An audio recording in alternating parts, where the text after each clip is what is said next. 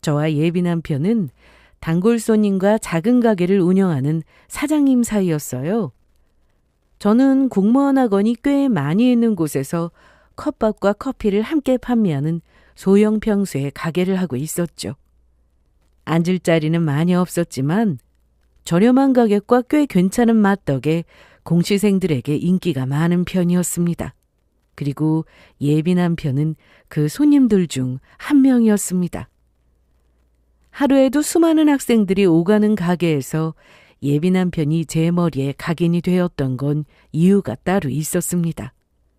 저는 새벽에 문을 열고 저녁 늦게 마감하려고는 했는데 첫 손님과 마지막 손님이 항상 예비 남편이었죠. 늘 같은 메뉴와 늘 같은 자리에 앉아 식사를 하는 그 순간에도 책을 손에서 놓지 않는 모습이 참 인상 깊었습니다. 그리고 예비 남편의 나이도 그러했습니다. 20대 후반의 나이. 물론 그 나이의 공시생들은 얼마든지 있어요. 제가 의아했던 건 어느 날 갑자기 나타난 20대 후반의 공시생이었다는 것이었습니다. 뒤늦게 공무원이 되기 위해 준비를 하는 듯 했죠. 그때까지만 해도 뒤늦게 공부하느라 고생이 많겠구나 싶은 정도의 사람이었습니다. 그러던 어느 날 다른 날과 다름없이 예비 남편이 첫 번째로 가게에 왔더라고요. 늘 그렇듯 같은 자리에서 같은 음식을 먹으며 공부를 하던 예비 남편은 식사를 끝냈는지 자리를 정리하고 일어서더니 저에게 다가왔습니다. 그리고는 비타민 음료를 건네주며 이렇게 말하더라고요. 저기 이거 드세요. 늘 감사해서 준비했어요. 사실 제가 회사 다니다가 회의감을 느껴서 그만두고 뒤늦게 공무원 되려고 준비하고 있거든요. 나이도 있으니 머리도 굳고 체력적으로 많이 힘든데 사장님 덕분에 요즘 굶는 일 없이 잘 이겨내고 있습니다. 늘 감사합니다. 제가 공짜로 음식을 대접한 것도 아니었고 제값 주고 먹는 것인데 이런 감사 인사를 해주니 저도 참 고맙더라고요. 그 후 저희는 친근한 인사 정도는 주고받게 되었습니다.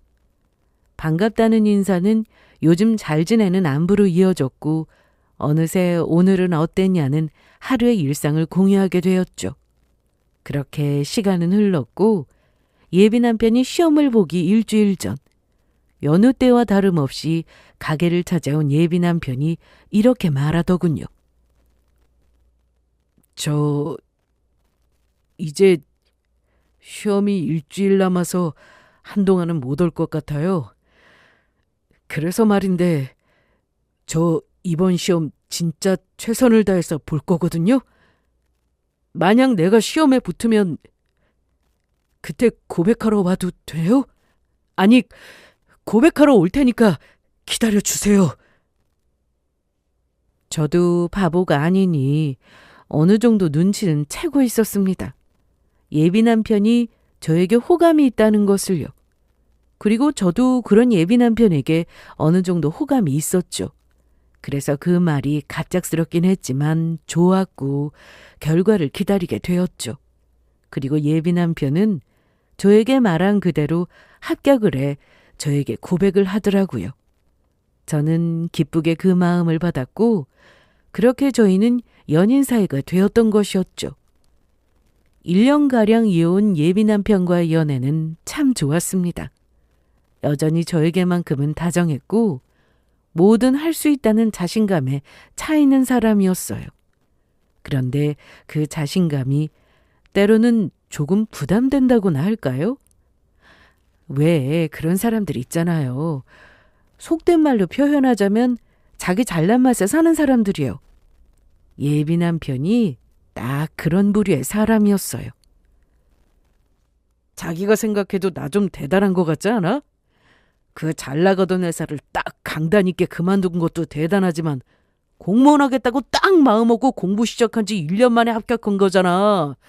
거기에다 자기랑 이렇게 연애까지. 내가 마음만 먹으면 안 되는 일이 없다니까. 그래, 대단하네. 시험 합격도 하고 여자친구도 만들고 말이야. 대단해. 그러니까 두 마리의 토끼를 잡으려고 하면 안 된다고들 하지만 나 봐. 딱 잡잖아. 그리고 자기도 땡 잡은 거다. 이 인물의 직업 공무원 얼마나 좋아. 아 맞다. 우리 결혼하게 되면 내가 가게도 더 큰 데로 옮겨줄게. 공무원 대출도 잘 나오니까 내가 대출을 받아서라도 꼭 더 큰 곳으로 옮겨줄 테니까 기다려. 이처럼 자기 자랑에는 한없이 자비로운 예비 남편의 행동이 과하게 느껴질 때도 있었지만 대부분 귀엽게 보여 넘겼습니다. 가게 문제도 마찬가지예요. 결혼하고 난 후 대출을 받아 가게를 옮겨주면 그 대출금은 본인의 몫이 아닌 부부의 몫이 될 텐데 그게 무슨 의미가 있나요? 하지만 그것조차도 귀엽게 생각하며 굳이 기죽이지 않고 고맙다, 대단하다는 말로 넘겨주곤 했어요. 대출을 받아서라도 제가 좀 더 나은 환경에서 일하길 바라는 그 마음이 기특하기도 하고 고맙기도 했으니까요. 그때까진 참을만 해서 참았고 앞으로도 그 모습을 귀엽게 여길 수 있을 거라 확신했습니다. 그런데 결혼 이야기가 오가고 예비시댁 식구들을 만나고 나니 그 마음이 점점 사라지더라고요. 예비 남편이 결혼을 하고 싶다는 말을 시댁에 전했고 그 말을 들은 예비 시모뿐만 아니라 예비 시누이들까지 저를 만나러 온 적이 있었어요. 예비 남편은 누나 둘에 힘들게 낳은 막내 아들로 집에서도 아주 귀한 대접을 받으며 자란 모양이었어요. 거기에다 어릴 땐 몸도 약해 오냐오냐 귀하게만 키웠다고 하더라고요. 이런 말을 앞에 잘 깔아놓은 예비 시모는 뒤이어 아들 자랑을 하기 시작했습니다. 그래서 우리 아들이 하고 싶은 건 다 해야 하는 성격이긴 한데 또 한다고 마음먹으면 못하는 일이 없으니 우리도 굳이 말릴 필요가 없겠더라고. 무리해서라도 시켜만 주면 만족할 만한 결과를 가지고 오니 말이야. 네, 뭐든 열심히 하는 게 대단하긴 하죠. 시험도 1년 만에 붙고요. 저는 적당히 맞장구를 쳐주었고 제 말을 들은 시누이는 이때다 싶었는지 재빠르게 입을 열더라고요. 그러니까 공무원 되는 게 말이야 쉽지 어디 쉬운 일이야? 그래서 우리는 내신 결혼 상대도 같은 공무원이나 좀 더 안정적인 직업을 가진 상대를 원했는데 그러니까 우리는 공무원이 아니면 회사원이라도 괜찮다고 했는데 아니 글쎄 동생이 작은 가게 하는 여자랑 결혼하고 싶다고 해서 얼마나 놀랐는지 몰라. 들어보니까 엄청 작은 가게라며? 뭐 손해보는 느낌이 크지만 그래도 어쩌겠어. 동생이 좋다는데. 이번에도 우리 동생을 믿어보는 수밖에. 아들 동생 자랑이요. 얼마든지 들어줄 수 있었습니다. 저도 예비 남편이 얼마나 노력하며 지냈는지 다 알고 있었고 저 역시도 대단하다고 생각하니까요. 하지만 그렇다고 해서 저를 무시하는 것까지 참을 수 있는 건 아니었어요. 저도 이곳까지 오기 위해 수많은 노력과 실패를 했었으니까요. 대학을 졸업하고 전공을 살려 취업하지 않고 부모님의 도움 하나 없이 가게를 차리며 망하기도 했고 그 과정에서 참 힘든 시간을 보내기도 했습니다.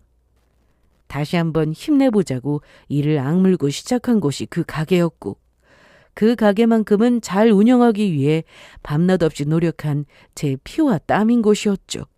그런데 그런 제 시간과 제 노력을 무시당하는 것 같아 그것만큼은 참을 수가 없더라고요. 가게가 작긴 해도 생각하시는 것보다는 알차요. 첫 만남에 이런 말까지 꺼내는 건 좀 그렇긴 한데 걱정하시는 것 같아서 말씀드릴게요. 저 한 달 순수익만 해도 공무원보다 더 잘 벌고요. 지난 몇 해 동안 그 수익권에서 한 번도 내려간 적도 없습니다. 그러니 너무 큰 걱정은 하지 않으셔도 돼요. 저도 물론 계속 노력할 거고요. 제 대답에 세 사람은 당황한 기색을 감추지 못하더라고요. 그리곤 누가 먼저라고 할 것도 없이 아들 동생이 꿀리지 않도록 열심히 변호사 역할을 하기 시작했죠. 아니, 돈이 중요한 게 아니라 직업에 대한 인식이 중요하다는 거지. 우리 말이 그거야. 그나저나 가게가 엄청 작은데 장사는 꽤 되나 봐? 하루에 도대체 얼마나 판다는 거야? 기껏해야 월 100만 원은 벌까 싶었더니. 언니는? 그럼 뭐해? 장사 몰라? 오늘까지 잘 되다가도 하루아침에 망하는 게 장사잖아. 우리 동생은 꾸준히 망하는 것 없이 안정적인 직업이라고. 무려 공무원. 시모 1명에 시누이 2명이 아닌 시모 3명을 마주하고 있는 듯한 느낌이었습니다. 그 사랑이 어찌나 지극한지 눈물이 앞을 가릴 지경이더라고요. 저는 3사람의 도발에 다시 맞대응하려고 했고, 그때 급한 일이 있어 조금 늦는다던 예비 남편이 등장했습니다. 심상치 않은 분위기에 예비 남편은 자리에 앉자마자 눈치를 살피더라고요. 분위기가 왜 이래? 무슨 일 있었어? 무슨 이야기들 하고 있었어? 저는 당연히 대답을 하지 않았고 시누이 2명이 동시에 손사래를 치며 상황을 급히 마무리했습니다. 무슨 일이 있긴 무슨 일이 있어. 그냥 일상적인 이야기 하고 있었지. 그래. 그리고 예비시댁 사람들이랑 만났는데 분위기가 너무 좋아도 이상하지 않아? 사실 서로 불편하긴 하잖아. 그러니까 괜히 눈치 보면서 캐묻지 마. 여자들끼리 그냥 대화 좀 했으니까. 기분이야 나빴지만 대수롭지 않게 여겼습니다. 앞으로 제가 잘하면 되는 문제였고 무엇보다 예비 남편이 3사람이 눈꽃이다고 할 만큼 저에게 애정을 쏟아주었으니까요. 그래? 우리 자기 불편하지 않았어? 우리 엄마랑 누나들이 편하게 해줘도 자기는 불편했겠다. 내가 오늘 웬만하면 시간 맞춰서 오려고 했는데 급한 일이 있어서 미안해, 혼자 둬서. 이처럼 예비 남편만 저에게 무한한 애정을 쏟아주면 될 거라고 생각했습니다. 그 뒤로도 혹여나 예비 시대가 문제가 생길 것 같으면 예비 남편이 먼저 나서 막아주었고요. 혹시나 해서 미리 말하는데 우리 결혼 준비 본격적으로 준비하기 시작하면 우리가 알아서 다 준비할 거니까 괜히 간섭하지 말아줘. 주변에 이야기 들어보니까 결혼 준비 시작하면 그런 갈등이 많이 생긴다고 하더라. 나는 그런 거 딱 싫어. 그러니까 다들 그러지 마. 어머 아들, 그건 당연하지. 우리가 뭐 그렇게 한가한 사람들로 보여? 아무리 하나뿐인 아들이 장가간다지만 다 큰아들 결혼 준비하는 것까지 쫓아다니면서 훈수들 생각도 없었거든? 그래 동생. 누나들도 다 가정이 있어서 너한테 그 정도 정성 쏟을 시간 없거든. 그러니까 그런 걱정은 하지도 마. 이렇게 말하는 예비 시모와 예비 시누이들의 표정은 좋지 않았지만 이처럼 예비 남편이 먼저 나서 선을 딱 그어주니 3사람도 더는 나서지 못하더라고요. 그 덕에 저는 저대로 마음이 편안했죠. 3사람과의 첫 만남이 썩 유쾌하진 않았지만 예비 남편의 이런 행동들 때문에 파혼이란 생각지도 않고 결혼을 강행하게 되었던 것이었습니다. 하지만 그것마저도 산산조각이 나는 일이 일어났습니다. 그날은 명절 얼마 앞두지 않은 날로 예비 시모에게 연락이 왔더라고요. 명절에 우리 집에 오는 건 어떻니? 결혼 전에 식구들 다 만나서 인사는 해야 할 텐데 번거롭게 다른 날 잡을 필요 없이 명절에 다 모였을 때 인사하면 편하잖아. 명절 당일 말씀하시는 거죠? 당일에. 혹시나 해서 하는 말인데 아침 일찍 와서 일도 하라 이런 거 아니다. 차례 다 지내고 뒷정리 다 하고 점심때쯤 와서 밥이나 먹고 가면 돼. 그때까진 다들 우리 집에 있으니까. 명절 당일이라는 것이 조금 마음에 걸리긴 했지만 예비 시모의 말처럼 다른 날 굳이 또 나를 잡고 만나느니 그 편이 더 나을 거라는 생각이 들더라고요. 점심때쯤 오면 된다고 하니 한결 마음이 편하기도 했고요.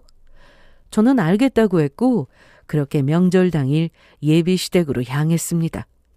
제가 도착하니 이미 상은 다 차려져 있고 식구들도 전부 저를 기다리고 계시더라고요. 인사를 다 드리고 난 후 이제 식사를 하자는 말에 자리를 앉으려고 보니 상차림이 좀 이상했어요. 큰 상과 작은 상이 연결되어 있었는데 큰 상엔 잔치상처럼 푸짐하고 작은 상은 큰 상에 비하면 초라하게 그저 없더라고요. 친정에선 볼 수 없었던 상차림에 가만히 서 있으니 예비 시모가 저를 보며 이렇게 말했습니다. 며느리는 부엌에서 먹어야 하는데 오늘만 밥상에 앉게 해주마. 이러면서 초라한 밥상에 앉으라며 제 등을 떠밀더라고요. 황당하게 그지없었습니다. 요즘 세상이 어떤 세상인데 이런 차별을 하는 집이 아직 남아있나 생각이 들기도 했고 손님으로 불러놓고 이런 대접이 말이 되나 이런 생각이 들기도 했죠. 이런저런 생각에 너무 기가 막혀 가만히 서 있으니 예비 시누이들이 또 말을 못하기 시작했습니다. 지금은 그래도 많이 나아진 거지. 예전에 우리 어릴 땐 명절에 우리 엄마가 주방에서 나오는 걸 못 봤다니까. 온종일 부엌에서 요리하고 서서 끼니 해결했었잖아. 맞아. 나도 기억나. 지금도 그래. 아무리 점심때 오라고 했다고 진짜 점심때 오는 게 어디 있어? 예비 며느리도 엄연히 며느리인데 일찍 와서 다 돕고 자기 밥상은 자기가 차려 먹어야지. 하여튼 요즘 젊은 애들은 뭘 몰라도 저렇게 몰라. 저와 기껏해야 3-4살 차이 나는 그것도 시집까지 간 시누이들이 저런 말을 하니 더욱 기가 막혔습니다. 예비 시누이의 말대로라면 그 시간에 친정이 아닌 시댁부엌에서 밥을 먹고 있어야 하는 거 아닌가요? 그 와중에 가장 많이 화가 났던 건 바로 예비 남편의 태도였습니다. 저에게 무한한 애정을 쏟던 예비 남편은 그런 상황에서 제 편을 들 생각은 하지도 않고 고개까지 끄덕이며 밥을 먹고 있더라고요. 순간 이건 정말 아니라는 판단이 섰고 저는 예비 시모가 저를 위해 차려둔 초라한 밥상이 아닌 예비 남편이 앉은 거대한 밥상에 앉았어요. 딱 예비 남편의 맞은편에 말이죠. 그리고는 아무 말도 하지 않고 준비된 밥 한 공기를 아주 맛있게 먹기 시작했습니다. 이런 제 행동에 당연히 주변에선 난리가 나더라고요. 너 지금 뭐하니? 거긴 네 자리가 아니라니까? 어머, 얘 좀 봐. 우리 말 싹 다 무시하고 밥 먹는 거 좀 보라고. 얘! 너 귀가 먹었니? 우리 엄마 여기서 먹지 말라잖아. 당돌하다 싶긴 했는데 생각보다도 당돌하네. 야! 너 당장 못 멈춰? 그만 먹고 네 자리 가라니까. 옆에서 뭐라고 하든 말든 저는 젓가락질을 멈추지 않았고 기어코 한 그릇을 다 먹고 나서야 자리에서 일어섰습니다.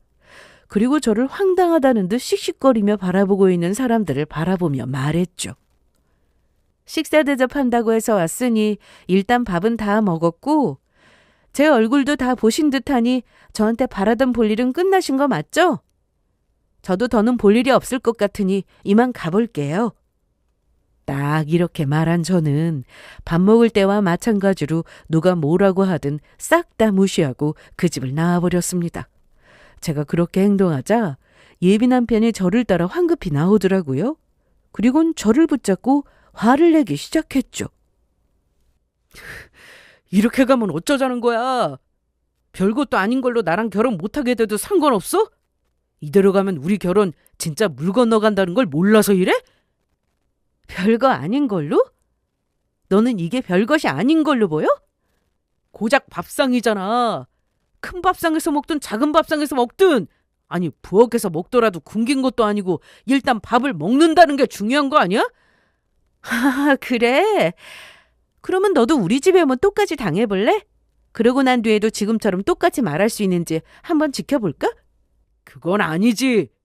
남자랑 여자랑 같아? 사위랑 며느리는 엄연히 다르다고. 너희 집에선 다를지 몰라도 우리 집에선 같아. 네가 너희 집에서 귀한 아들 대접받고 자란 것만큼 나도 우리 집에선 하나뿐인 외동딸로 아주 귀한 대접받고 자랐다고. 그러니까 오늘 있었던 일 나한텐 아주 별거야. 알아? 예비 남편의 화내는 만큼 저도 흥분해서 대답했고 예비 남편은 그런 저의 모습이 도리어 이해가 되지 않는다는 듯 한숨까지 쉬더라고요. 그리고는 더 기가 막히는 말을 경고하듯이 하더군요. 그래서 뭐 어쩌자는 건데? 나랑 결혼하려면 이 정도는 당연히 참을 각오 정도는 했어야지. 이 정도 못 참으면 앞으로 어떻게 하려는 건데? 고작 밥 좀 따로 먹은 것 뿐이잖아. 고작? 이건 고작이 아니야. 거기엔 나에 대한 무시는 물론이고 아주 구시대적인 남녀 차별까지 들어가 있는 거라고. 나는 너랑 고작 결혼 따위를 하려고 이딴 걸 참을 생각은 전혀 없어. 그 순간 예비 남편의 표정이 썩어가더군요. 단 한 번도 본 적도 없는 그런 표정이었죠. 그 표정으로 짜증이 난다는 듯 머리를 벅벅 끌던 예비 남편은 저에게 한 걸음 가까이 다가와 저를 내려다보며 이렇게 말했습니다. 뭐가 이렇게 바라는 게 많고 자존심을 부려? 고작 코딱지만한 가게나 하는 주제에 꼴의 사장이다 이거냐? 나 공무원이야 공무원. 거기에다 이 정도 외모까지. 사실 툭 까놓고 말해서 너한테 로또 아니냐고? 그때 딱 알겠더라고요. 그 집안에 있는 새 여자와 예비 남편의 생각이 전혀 다르지 않다는 것을요. 그런 생각을 하고 있다는 걸 알게 되니 파혼이 확실히 되며 이 관계를 여기서 깨끗하게 마무리해야겠다는 생각만이 들었습니다. 저는 예비 남편 못지않게 잔뜩 굳은 얼굴로 이렇게 말해주었습니다. 야, 무언가 착각하는가 본데. 너 그렇게 잘생기지 않았거든? 참고로 내 스타일도 아니야. 그리고 공무원이 무슨 대통령이라도 돼? 고작 공무원 좀 된 거 가지고 왜 타인을 그렇게 무시하는 거야? 난 있잖아. 만약 대통령이 온다고 해도 내 일, 내 가게에 대해선 기죽을 생각이 없는 사람이야. 그만큼 내 젊은 날 다 바쳐서 만들어낸 자랑스러운 가게니까. 그래서 뭐? 파혼이라도 하겠다는 거야? 이제 와서? 이제라도 파혼하려고. 그러니까 다신 연락하지 마. 네 잘난 맛에 잘 살아. 혼자. 파혼을 선고한 저는 그대로 돌아왔고 그 후 전 예비 남편이 끊임없이 연락이 오더라고요. 네가 뭔데 감히 나한테 파혼을 하자고 하냐. 나도 너랑 결혼 따위 할 생각이 없었다. 불쌍해서 결혼까지 해주려고 했더니 건방지다 등 말 한마디 한마디가 다 열받았지만 이미 끝난 사이에 말다툼은 해서 뭐하나 하는 생각에 다 무시하곤 차단을 해버렸습니다. 그러자 이번엔 그 누나들에게서 연락이 오더군요. 이 건방진 게 감히 내 동생을 네가 까? 네가 뭔데 내 동생을 버려? 고작 가게나 하는 주제. 너 내 동생한테 사과하지 않으면 그 잘난 가게 퇴로할 거야. 우리가 무슨 짓을 해서라도 그 가게 망하게 할 거란 말이야. 이런 연락에도 웬만하면 무시하려 했지만 무시할 수가 없는 행동을 하기 시작하더군요. 제 가게 앞에서 진을 치고 있거나 손님들이 보라는 듯이 여사장 인성이 쓰레기다, 남자를 등쳐먹는다라는 말도 안 되는 소문을 퍼뜨리기도 했습니다. 배달 앱에는 있지도 않은 위생 문제를 들먹이며 별점 테러까지 제 피땀 어린 가게를 무너뜨리려는 전 예비 시누이들의 악랄한 행동을 보며 더는 무시하고 넘어갈 수 있는 선을 지나쳤다는 생각이 들었죠. 저는 당연히 법적으로 대응할 수 있는 증거들을 모았고 신고를 하기 전 또 연락이 온 전 예비 시누이들에게 선전포고하듯이 말했습니다. 그렇게 당하고도 아직도 정신을 못 차렸지? 우리가 대충 하다 끝낼 거라 생각하나 본데 우린 네가 내 동생한테 사과할 때까지 절대 포기 안 해. 아, 그래요? 마음대로 하세요. 그런데 이건 기억하는 게 좋을 거예요. 동생이 그 잘난 공무원인데 누나들이 그딴 짓이나 하고 다닌다고 소문이라도 나면 그 잘난 동생이 어떻게 될지 말이에요. 뭐야? 너 지금 우리 협박하니? 협박은 내가 아니라 그쪽에 했잖아요. 난 그저 그 협박에 대한 답을 해주는 거고. 아, 참고로 나 블로그도 하고 SNS도 활발하게 운영하고 있어요. 내 가게에 피해오는 즉시 A씨 B양이 아니라 실명 거론하면서 제대로 폭로할 테니까 계속 쭉 해보라고요. 그쪽들이 나한테 하고 있는 짓 CCTV 영상까지 싹 다 차곡차곡 모으고 있으니까. 제 경고가 통하긴 했는지 다행히 가게에 피해가 되는 일은 없었습니다. 하지만 전 예비 시누이들의 연락은 일주일 동안 이어졌고 차단을 하며 다른 번호로 연락을 해와 저를 괴롭히고 있었죠. 그리고 그 연락에 술술 저의 인내심이 폭발할 때쯤 전 예비 남편이 저를 찾아왔습니다. 내가 참아보려고 했는데 도저히 안 되겠어.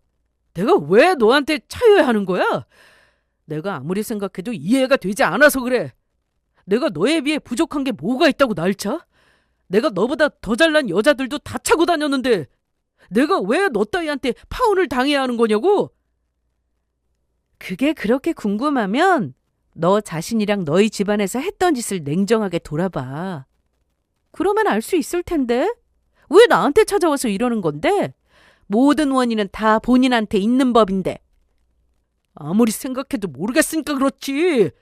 이 코딱지만한 가게가 다면서 뭐가 그렇게 잘났다고 콧대 높게 구는 거냐고? 전 예비 남편은 고삐 풀린 망아지처럼 미쳐서 날뛰기 시작했고 저는 경찰에 신고라도 해야 하나 고민하던 그 순간이었어요. 그때 때마침 저에게 볼 일이 있어 가게에 왔다가 점심을 드시지 못해 저희 가게에서 점심을 드시던 부동산 사장님이 가까이 오시더라고요.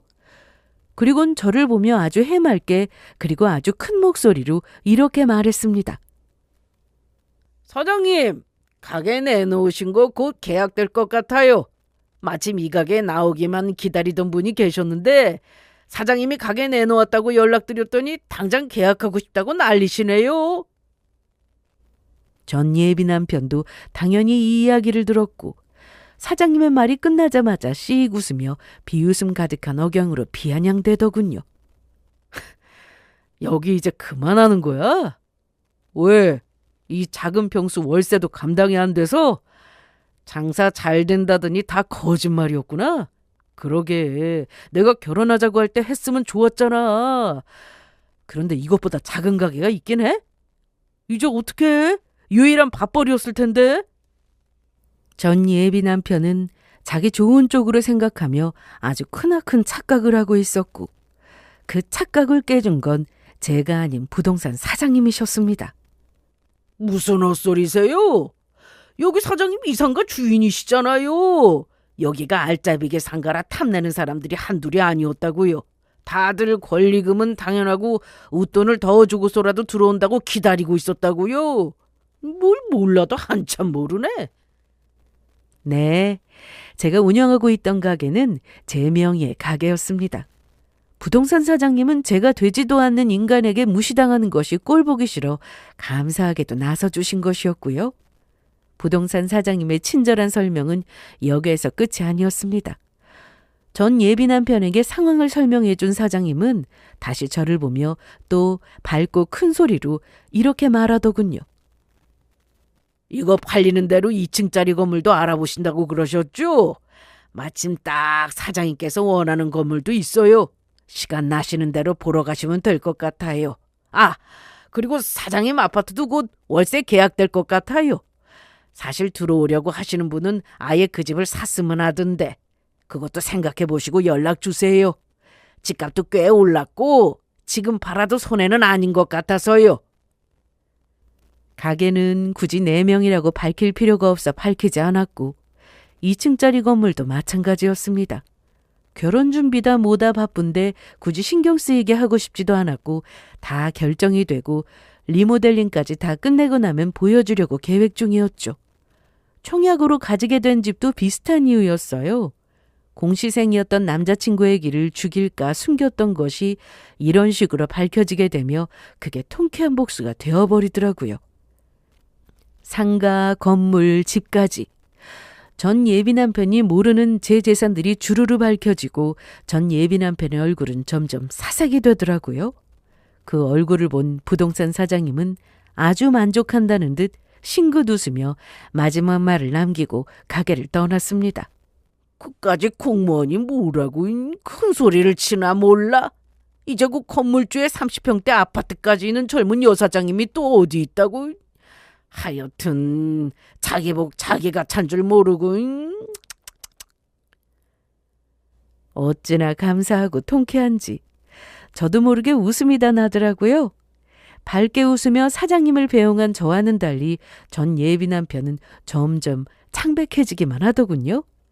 공무원이 되기 전 사회생활을 했다고는 하지만 모아둔 돈은 없었고 이제 공무원이 된 가진 건 거의 없다시피 한 전 예비 남편과 모든 것을 잘 갖춘 저. 이젠 누가 보아도 제가 아까운 상황에서 전 남편도 계산이 다 끝났는지 굳어진 표정에서 미련이 뚝뚝 흘러내리기 시작했죠. 자기야, 왜 진작 이런 사실을 알려주지 않은 거야? 진작 이런 사실을 다 알았으면 우리 집에서 그렇게까진 하지 않았을 거라고. 지금이라도 우리 집에 다 밝히자. 그러면 아마 모르긴 몰라도 자기에 대한 대접이 확 바뀔 거야. 어찌나 하는 말마다 속물덩어리인지 저에게 밥상을 따로 차려준 전 예비 시모에게 감사하다는 마음까지 들더라고요. 그때 그런 일이 없었더라면 저는 전 예비 남편은 자상하고 좋은 사람이다 믿어 의심치 않으면서 결혼까지 하는 짓거리를 했을 테니까요. 그 짧은 순간에 그 상상까지 하고 나니 더욱더 제 앞에서 가식 떠는 모습이 보기 싫어졌고 저는 미간을 한껏 찌푸리며 팩트를 날려주었습니다. 이제 와서 그런 말이 통할 거라고 생각하니? 돈, 재력? 물론 중요하지. 그런데 나는 그것보다 더 중요한 게 인성이야. 네 인성이 글러먹은 건 당연하고 너희 집안도 만만치 않아. 천만대부터 공무원이랑 자영업하는 사람을 급을 나눠서 무시하는 것도 참아줬더니 어디 사람을 그딴 식으로 차별하고 무시를 해? 그거야 우리 가족이 뭘 몰랐으니까 그랬던 거라니까. 그러니까 뭘 모르고 하는 행동이 진짜 진심이 담긴 행동이자 그 사람 본 모습이라는 거잖아. 하여튼 나는 너나 너희 집안 사람들이 날 여왕님 떠받들듯 대접해준다고 해도 싫으니까 그런 줄 알고 가. 다신 찾아오지도 말고. 전 예비 남편은 한탄하는 표정을 지었지만 포기하지는 않았습니다. 그 자리에서 서류 가방에서 종이를 꺼낸다 싶더니 각서까지 쓰더라고요. 앞으로 절대 저를 무시하는 일도 없고 시댁 식구들과의 만남을 최소한으로 하겠다. 그리고 무슨 일이 있어도 시댁 식구들에게 진정성 있는 사과를 하게 만들겠다는 등 바라지도 않은 조건들을 적으면서요. 제 앞에서 각서를 다 쓴 전 예비 남편은 저에게 각서를 내밀며 마지막이라는 듯 애원을 해왔습니다. 원한다면 공증 받아도 돼. 난 무슨 일이 있어도 이 각서에 쓰인 대로 행동할 수 있어. 그러니까 제발 한 번만 나 용서해줘. 우리 좋았잖아. 연애하는 내내 싸운 적도 없는데. 그리고 나 아직 자기 사랑해. 그러니까 다 끝난 마당에 이렇게 와서 구질구질하게 굴었던 거야. 도저히 자기가 포기가 안 되는데 찾아올 이유를 못 찾아서 이렇게라도 찾아왔던 거라고. 전 예비 남편은 자신이 말한 대로 구질구질하게 굴어대며 눈물까지 흘리더군요. 저는 그 모습이 무척이나 꼴보기 싫었던 터라 각서를 갈기갈기 찢어 그 얼굴에 던져주었습니다. 도대체 몇 번을 싫어해야 알아들을 거야? 나도 너처럼 각서라도 써서 보여줘야 믿을 거니? 난 너 싫다니까? 너도 싫고 네 집안 모조리 다 싫다고. 그러니까 가. 계속 이딴 식으로 버티면 나도 경찰에 신고할 거야. 그 잘난 공무원 인생 여기서 막 내리고 싶으면 버텨보든가. 저는 급히 전화기를 찾는 척했고 전 예비 남편은 그제야 허겁지겁 돌아가더군요. 그렇게 전 예비 남편을 쫓아내고 나니 그 다음 타자들이 가게로 들이닥쳤습니다. 그건 바로 전 예비 시모와 시누이들이었어요. 그 새벽부터 가게로 찾아와서는 시키지도 않은 가게 청소를 돕기 시작하는데 미칠 지경이더군요. 듣자니 일찍부터 나와서 늦게까지 혼자 다 한다고 하던데 너무 힘들 것 같아서 오늘부터 우리가 와서 도우려고 해. 부지런하기도 해. 하긴 이렇게 부지런하니까 이렇게 장사가 잘 되는 거겠지. 정말 대단하다. 가게도 깨끗한 것 좀 봐. 평소에 얼마나 쓸고 닦았는지 딱 보인다니까. 옳게 앞으로도 우리가 가게에 나와서 일손 거들어줄 테니까 걱정하지 마. 그땐 너무 심했다가 사과를 해도 모자란 마당에 아무 일도 없었다는 듯 밀고 들어오는 세 사람을 보는데 참 뻔뻔하다 싶었습니다. 저는 세 사람이 가지고 있던 행주를 차례로 싹 다 뺏으며 당장 나가라고 외쳤습니다. 다들 당장 나가세요. 저는 도와달라고 한 적도 없고 더는 그 집 며느리 올케도 아니니까 더는 방해 말고 나가라고요.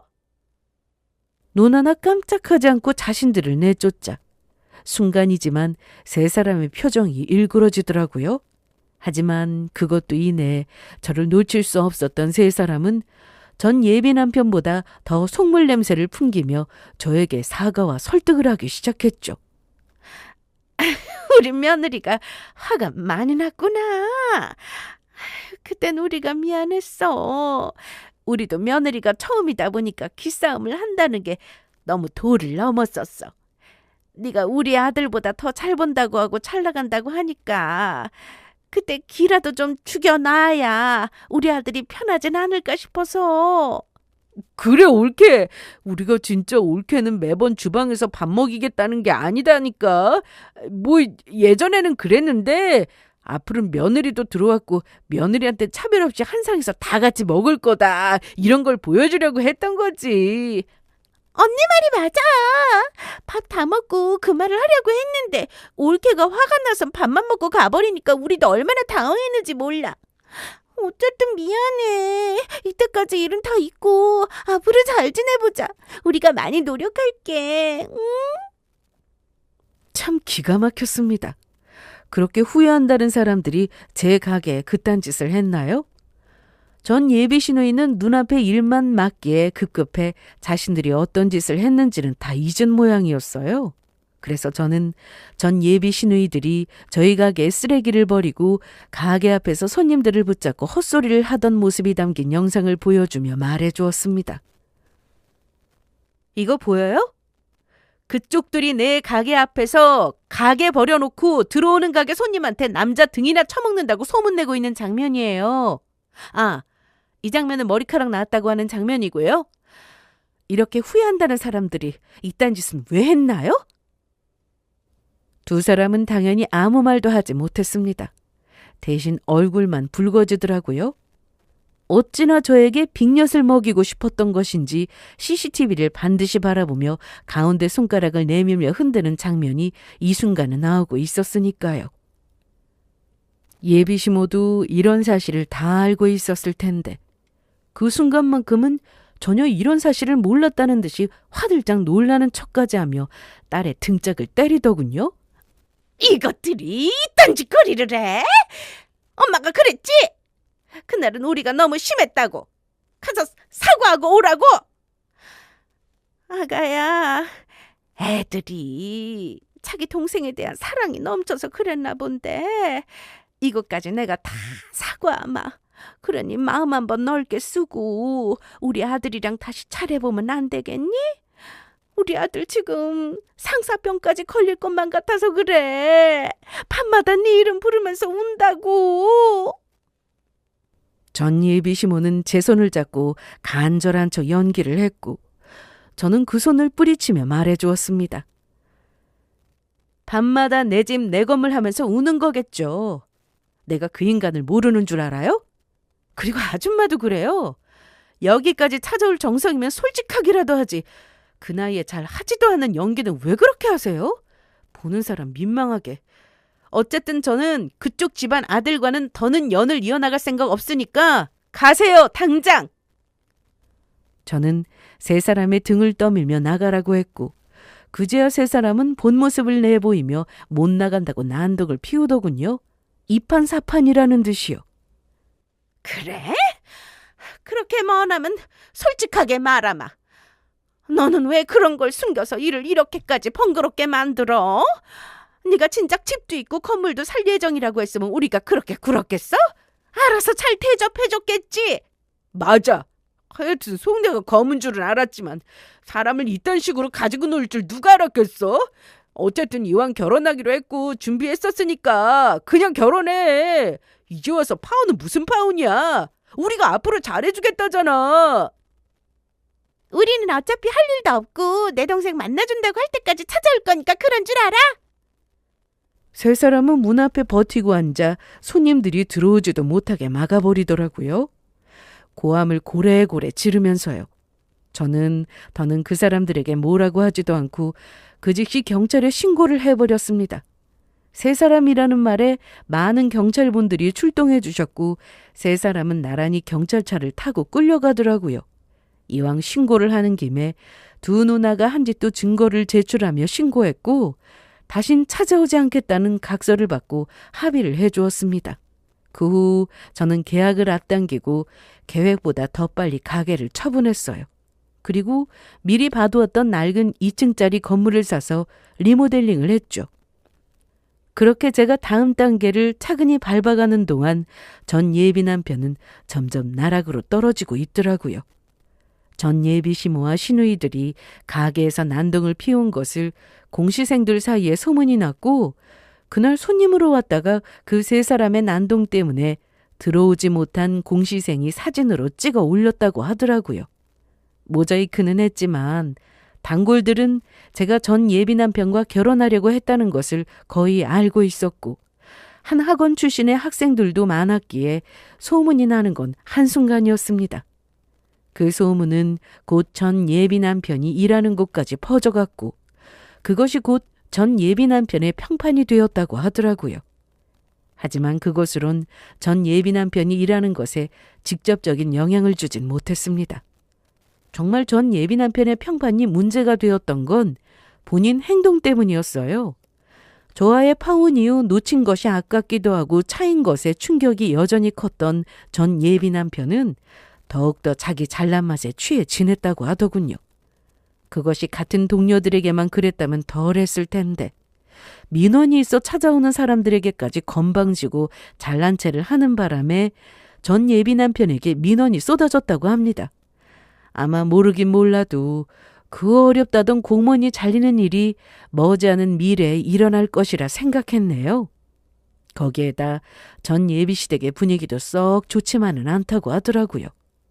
전 예비 남편은 일도 제대로 풀리지 않고 저와 파혼을 하게 된 것까지 그 모든 것을 다 엄마와 누나에게 책임 전가하며 원망했다고 하더라고요.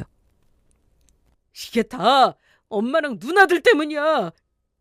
세 사람이 괜히 나서서 내가 파혼도 당하고 일도 잘 안 풀리는 거 아니냐고. 내가 그 여자를 어떻게 꼬셨는데 공무원이 어떻게 됐는데 하여튼 세 사람이 나서서 제대로 되는 일이 없다니까. 이런 원망은 계속 이어졌고 그렇게 애지중지하던 아들과 남동생에게 질릴 대로 질린 그 가족들도 서서히 등을 돌리기 시작했다고 하더군요. 그렇게 우리 아들, 우리 동생 타령을 하더니 그거 참 꼴 보기 좋다 싶었네요. 그 후 믿었던 가족들마저 본인의 한탄을 들어주지 않고 등을 돌리자 전 예비 남편은 제가 더 아쉬워진 모양이더라고요. 모르는 번호로 바꿔가며 날마다 자니라는 연락이 오는데 미저리도 그런 미저리가 없을 지경이었죠. 당연히 답장은 하지 않았고 번호를 바꾸며 그 인연은 완전히 끊어지게 되었습니다. 그 후 저는 1층엔 컵밥과 커피 가게를 여전히 운영하며 2층엔 스터디룸을 운영하며 지내고 있어요. 너무 감사하게도 많은 분이 찾아주셔서 여전히 매출 걱정은 없이 잘 지내고 있습니다. 층이 나뉘고 가게가 넓어진 만큼 혼자 관리가 힘들어 직원을 3명 쓰고 있는데요. 인건비가 들긴 하지만 그만큼 저에게도 여유가 생겨 요즘엔 쉬는 날도 생겼어요. 여전히 주말엔 쉬지도 못하지만 평일엔 하루 이틀 정도 쉬는 날이 있어 그런 날마다 저를 위한 시간을 보내고 있습니다. 파혼 이후 처음으로 쉴 땐 주로 부모님과 함께 보내곤 했었는데요. 이혼보단 파혼이 훨씬 낫다며 저를 위로해 주셨지만 아무래도 볼 때마다 저를 걱정하시는 눈빛이 마음에 걸려 안심시켜드리려 일부러 시간을 더 많이 보냈던 것 같아요. 그 시간과 제 정성이 통했는지 어느 날은 아빠가 이런 말씀을 해주시더라고요. 딸, 엄마 아빠는 사실 걱정이 많았는데 너 이렇게 잘 지내는 거 보니까 이제 걱정하지 않아도 될 것 같아. 그러니까 우리 딸도 엄마 아빠 걱정하지 말고 쉬는 날엔 네 시간 좀 보내. 젊은 애가 이렇게 엄마 아빠랑 다녀서 되겠어? 왜? 난 좋은데. 처음엔 아빠 말처럼 난 괜찮은데 내 걱정을 너무 하는 것 같아서 그랬는데 이젠 정말 좋아서 그래. 아빠랑 엄마랑 시간 보내는 게 좋아서. 우리도 물론 좋지. 그런데 쉬는 날엔 네 생활도 있어야지. 여러 사람도 만나보고 때론 상처도 받고 그런 과정에서 또 배우기도 하고 그렇게 또 한 번 성장하는 거야. 다들 그렇게 사는 거니까 한 번 받은 상처 때문에 끙끙거리고 주변 눈치 보지 말고 네 인생을 살아. 아주 멋진 인생을 한 번 살아봐, 딸. 이 아빠가 뒤에서 든든히 지키고 있을 테니까. 아빠는 진심으로 제 앞날을 응원해 주셨고 저는 아빠의 말처럼 제 생활을 좀 더 풍성하게 가꾸어 나가기로 했습니다. 늘 일, 집, 부모님 댁이었던 제 일상에 취미가 추가가 되었죠. 그리하여 제가 요즘 배우고 있는 건 팝아트와 리본 공예인데요. 평소에도 두 가지에 관심이 많았는데 아빠 말을 계기로 배우기로 결정했어요. 하나하나 완성을 하고 좀 더 나아지는 결과물을 보고 있으면 참 기분이 좋은데요. 팝아트는 아직 내보이기 부끄러운 실력이라 혼자 보고 만족하고 있고 제가 직접 만든 리본 핀이나 머리끈은 주변 사람들에게 선물로 나눠주고 있어요. 좀 더 실력이 나아지고 나면 기부도 하려고 계획 중이고요. 돌아오는 주말엔 처음으로 가게 문을 닫고 직원들과 여행을 가기로 했는데요. 가게 일을 시작하고 제대로 된 여행은 처음이라 엄청나게 기대하고 있습니다. 처음엔 직원들이 저와 가는 여행이 불편하진 않을까 했는데 요즘엔 저보다 더 들떠서 어깨춤을 추는 직원들을 보면 잘한 결정이다 싶네요. 오랜만에 떠나는 여행에서 제대로 힐링하고 돌아오려고 해요. 돌아와서는 다시 바쁜 일상을 보내야겠지만 또 바쁠 수 있음에 감사한 마음으로 일상을 살아내려고요. 이렇게 제 생활을 잘 지내다 보면 저도 언젠간 제 짝을 만나 예쁜 가정을 꾸려나갈 날이 오겠죠? 그때까지 좀 더 행복한 사람이 되어가 보도록 할게요. 이렇게 제 이야기도 끝났네요. 제 사연을 끝까지 함께 해주신 분들의 찬란한 나날들을 바라며 저는 이만 물러가 볼게요. 감사합니다.